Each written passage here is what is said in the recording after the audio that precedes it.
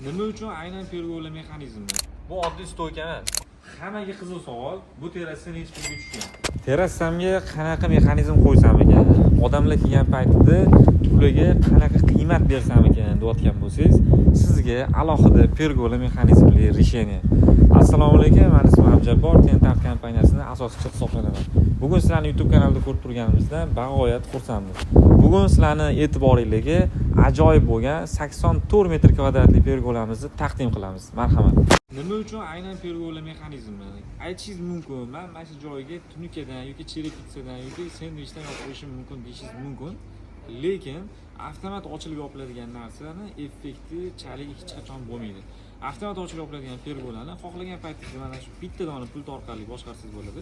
Xohlasangiz ochib qo'ying, xohlasangiz yopib qo'yishingiz mumkin.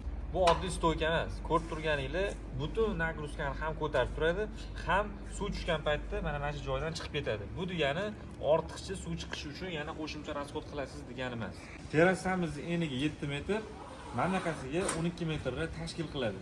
Sizni joyingizni kommentariyada yozib keting, narx-navosini birato'la hisoblab beramiz. Hammaga qiziq savol, bu terrasa necha pulga tushgan?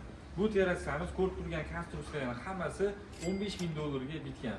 O'zingizlarning terrasanglar necha pulga tushishini bilmoqchi bo'lsanglar, kommentariyaga terrasa so'zini ham yozib qoldiringlar. Kanalga yangi bo'lsanglar obuna bo'lib qo'yinglar, qo'ng'iroqchani esingizlardan chiqmasa, eksklyuzivniy bunaqa terrasalar, premium mahsulotlar har doimgidek Tentantda bo'ladi.